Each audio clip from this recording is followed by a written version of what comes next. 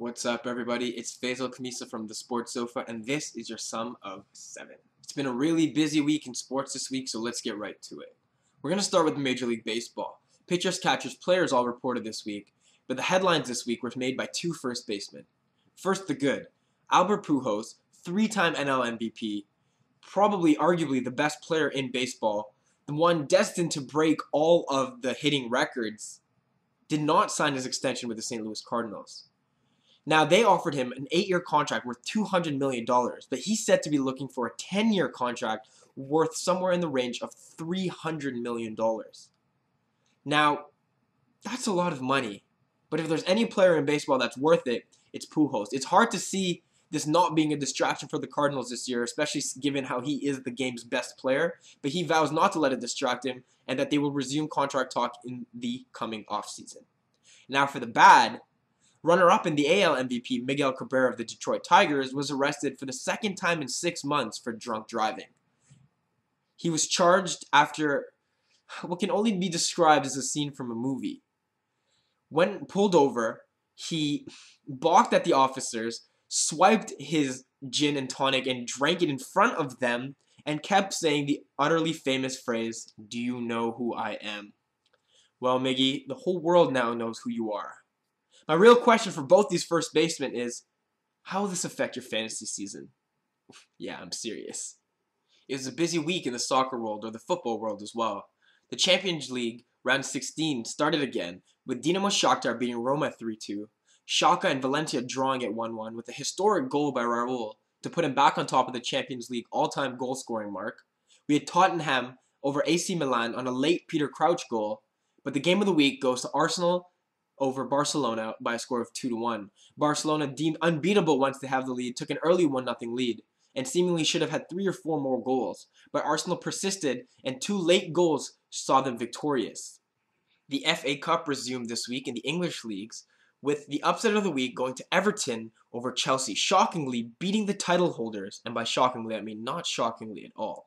Chelsea had a 1-0 lead in extra time with only 2 minutes left to play, but conceded a free kick outside the box where Leighton Baines brilliantly curled it around the wall into the corner. The game went to shootouts where, not surprisingly, Chelsea lost for the 7th straight time as Ashley Cole ended the game by sailing the ball into my backyard. Switching over to the NHL, we start with a big congratulations to Henrik Lundqvist for picking up his 200th career NHL win in a 4-3 shootout win over the Los Angeles Kings. But this week was not about the games.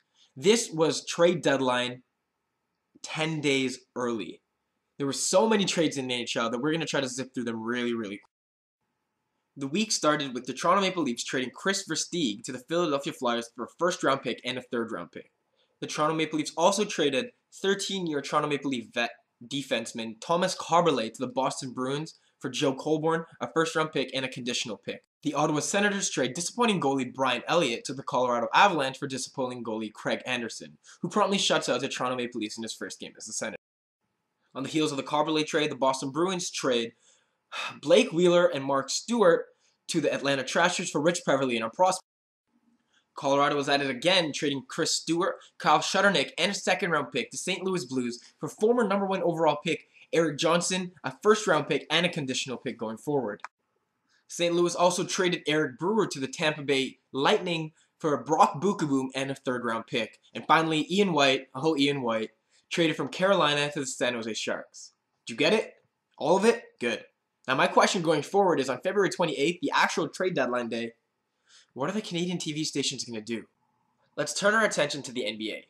The week started with a couple marquee matchups on Sunday, with the Miami Heat taking on the Boston Celtics. The Celtics have already beat them twice, and Miami's trying to prove that they belong in the elite class. They lost to Boston again. I don't think they can be contended as title favorites yet until they start beating the good teams like Boston, like the San Antonio Spurs, or like the Orlando Magic. We secondly had the Orlando Magic take on the LA Lakers. It looked like Kobe would have his way with the Magic again, but the Orlando Magic actually prevailed, holding the Lakers to only 75 points. Now, I don't know if the Lakers are just bored with life or they're seriously free-falling, but they should be really worried going into the playoffs. We also had Chris Bosh's return to the Toronto area. As you know, he famously left the team to join the Super Friends of the Miami Heat. He played half decent, scoring 25 points in a Miami win, and later promptly kissed the crowd Two words for you, Chris. Kiss this. We continue to roll our eyes over the continuing Carmelo Anthony drama. Will he get traded? Won't he get traded? Will it be the Nets? Will it be the Knicks? Will he go to Europe? I tell you what, who cares? 4 more days till the trade deadline, and this talk stops. The annual All-Star Game takes place this weekend in the LA area, with the Clippers and Lakers being co-hosts. The rookie-sophomore game proved to be exciting, with the rookies taking a 148-140 win over the sophomores, winning for the 2nd straight year. The game was filled with crazy highlight dunks, and John Wall ultimately prevailed as the MVP with an NBA rookie-sophomore game record of 22 assists. The highlight, of course, is always the dunk competition, with crowd favorite Blake Griffin participating this year. Other participants include Serge Ibaka, JaVale McGee, and DeMar DeRozan. Now, you could say that there is some home crowd favoritism going on, as Blake ended up winning the competition. Some argue DeMar got snubbed on his 2 dunks, Ibaka's free throw line dunk got snubbed, and JaVale McGee dunked on 2 nets and with 3 balls at 2 different times. But Blake jumped over a car. Seriously, he jumped over a car. Good for him. It's interesting to see who will take the game on Sunday, the East versus West. Look for it next week in our recap. We end this week with a shout-out to Canada's 20-year-old tennis wonderkid Milos Raonic, winning his first ATP Tour title the past coming week, the first Canadian title since 1995. He promptly followed that up by beating Verdasco in the first round, whom he beat in the finals of the next time, Radek Stepanek, and Marty Fish to make the finals this week again in Memphis. He'll play Andy Roddick in the finals on Sunday, so look for it next week in our recaps as well. It was no lie. This was a very, very busy week in sports, and with the NBA trade deadline looming and the NHL trade deadline looming, expect this week to be busy as well. So we thank you guys for visiting us this week. We thank you for the continued support, and you know that for the most comfortable season of sports, you visit the Sports Sofa.